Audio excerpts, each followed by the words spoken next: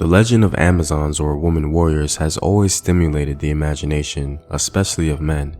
In general, women all across the globe did participate in battle, but legends of Amazonian warriors are clear exaggerations.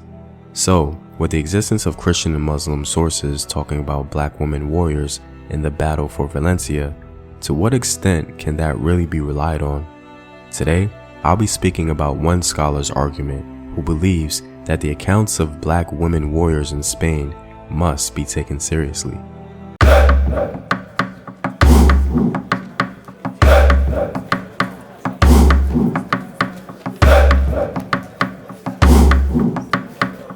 What up, African world? It's Team here, and welcome back to another video of African history, culture, and worldview. By supporting this channel on Patreon, you're helping in the creation of these videos and supporting this content. If you'd like access to full courses and sources, or you simply want to show your support, you may do so by clicking the Patreon link in the description box below. I'll be referring to these women as black throughout this video because we don't know their particular ethnic group in Africa from which they came, and because they're frequently called black women Moors in the sources, so to avoid confusion, I'll be using that term as well. Once again, I say this because I know many of us want to get more specific when speaking about African people, which I understand. This video is taken from a really good journal article written from Professor Elena Lori of Ben Gurion University in Israel. The purpose of this video is to explore the topic and not intended to be a conclusive narrative about the existence of black women warriors in Spain, as we can't say for sure that it's historically true. But I think the argument that Professor Elena Lori makes is not only one we should consider, but I think it'll be fun for us to read in between the lines of history as she did. So throughout the video, please keep that context in mind. Let's begin with what Christian and Muslim sources tell us about the existence of black women Moors in Muslim Spain. In order for many women in general to join the ranks of medieval Christian armies, they had to cross-dress. Cross-dressing was not unknown to Christian armies. According to a Muslim chronicler, some of the crusaders killed in action in the 12th century were discovered to have been women. They only discovered this when the corpses had been stripped. That is truly something special, if indeed true. But the mention of women warriors in medieval Christian and Muslim armies are dismissed as legend by most scholars. So why is this even a topic worthy of note? Well, because the first general history of Spain, called the Primera Crónica General, written during Moorish occupation, literally tells us that black women warriors fought in the siege of Valencia. Here is what it has to say about the 300 black women Moorish rank.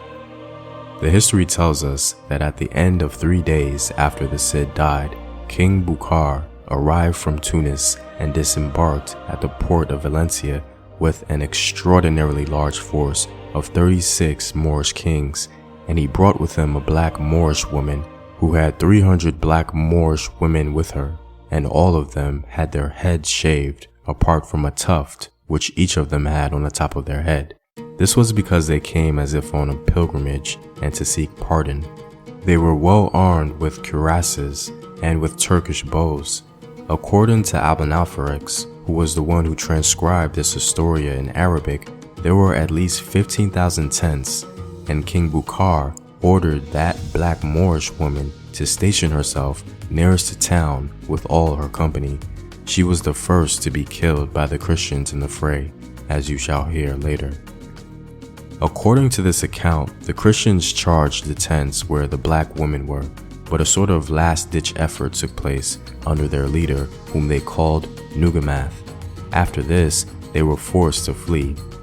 But the history says that the Moorish woman was so shrewd a master archer with the Turkish bow that it was a wonder to behold, and for that reason, it says that the Moors called her in Arabic Nugamath Turkiya, which means Star of the Archers of Turkey. And she was the first to ride forth, and the other 100 Moorish women, her companions with her, and they wrought some harm in the Cid's company. I consider myself an African history enthusiast, and I've never heard of any historical document referencing black women warriors in Moorish Spain. I can imagine that if you're a lover of African history, this information would be remarkable. Anyway, some scholars point out that the Cid, one of the heroes of medieval Spain, had already died 2 years before the retreat from from Valencia. It had been assumed that therefore the entire story was part of the legend that grew around the Cid's tomb in Castile, and the reference to black women warriors was simply a part of that legend. Also, another scholar casts serious doubt into the story. L.P. Harvey makes the argument that this event with the archers did indeed happen, but that it was just a case of misidentification by the Spaniards. He claims that the archers were not black women, but male Tuareg Moors who wore the veil, and that because of the blue dye on the veil and the veil itself, it made it seem to the Spaniards that they were facing black women, the veil hiding proper identification of gender and the blue dye from a distance making them appear black. He further drives his point home. Who can believe that a Muslim army ever contained a regiment of women, however monstrous? Professor Elena Laurie counters Harvey's point by pointing out that the entire Almoravid leadership wore a veil for the most part, and the Christians were very familiar with it. So then why would they suddenly assume that another veiled group serving the Almoravids were women? Another observation is the fact that apparently the Christians saw the entire head of the woman because they expressed a shaven head and a tuft of hair on top of the head. And so how can the veil be present and the exposure of a shaven head? Elena establishes the fact that Tuareg warriors never used the bow as a weapon. When the Tuareg and even other Senhaja Amazigh warriors needed archers, they conscripted African soldiers from further south, many of whom were known for their skill in it. One of the more interesting points that Professor Elena makes is not even in relation to any contradictory details. It concerns the nature of men and embellishment of history to boast about the reputation of a highly favored ruler. The Cid was highly respected and honored in Spain for his military exploits against the Moors, and thus, why would any European chronicler feel the need to use the defeat of black women to enhance his image as a hero?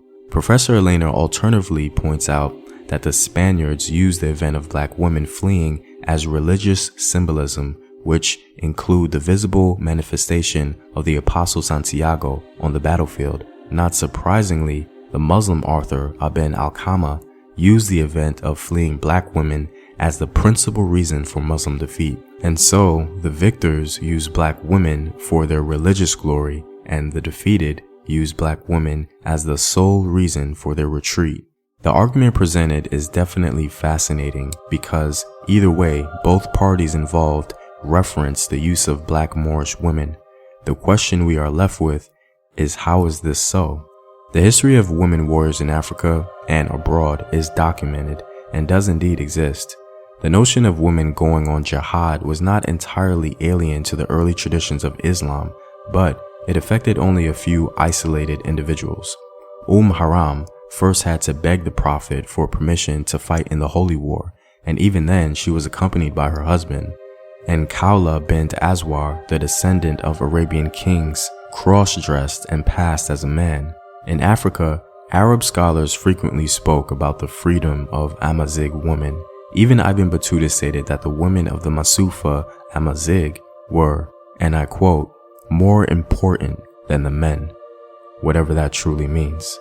Amazigh women have ruled over various clans and led people in battle.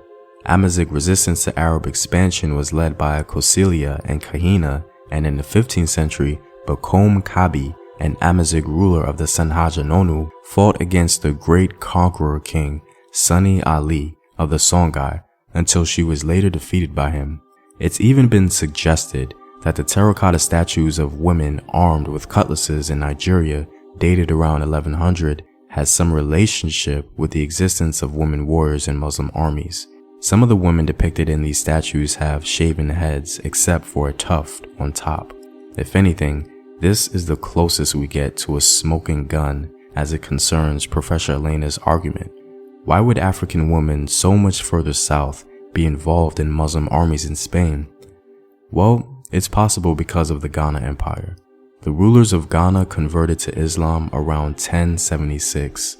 Also, the rulers of Ghana during this time were known to have assisted the Almoravids in their conquest of Spain by sending auxiliaries. Ghana was not the only West African nation to have contact with the Almoravids. The city of Gao interacted with them as well, and conscription or forced recruitment into the army from vassal states or from regions further south was certainly not uncommon.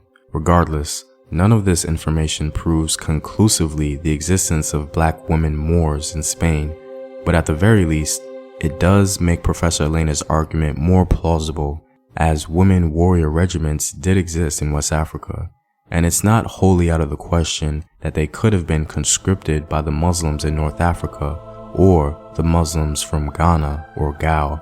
But I want to know what you guys think of Professor Elena's argument. Is this enough information to make it plausible? Let me know in the comments below. Well, I'm all out, guys. If you like these videos and want to help in its continued production, consider supporting the home team on patreon.com. The link is in the description box below. Know thyself. Remember your ancestors. Peace.